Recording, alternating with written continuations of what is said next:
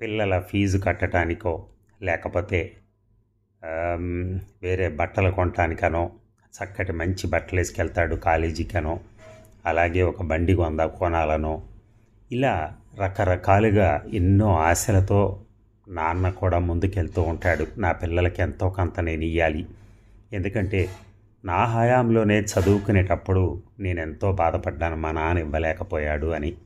దాన్ని నేను అలా ఉంచకూడదు, నా పిల్లలకి అలాగ ఉండకూడదు, నా పిల్లలకి నేను ఏదో ఒకటి ఇవ్వాలి అని చెప్పని చివరికి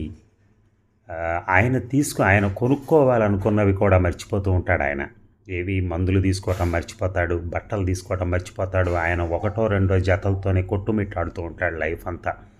చివరికి మనకి ఇవ్వాలని ఆరాటపడతాడు. అంతా చేసి చివరికి వాళ్ళు ఇస్తే ఆయన పిల్లలు ఏమంటారు తెలుసా? నాన్న ఈ బండి కొన్నావేంటి నాన్న, ఆ బండి కొని ఉండాల్సింది మాకు ముందే చెప్పచ్చు కదా అని.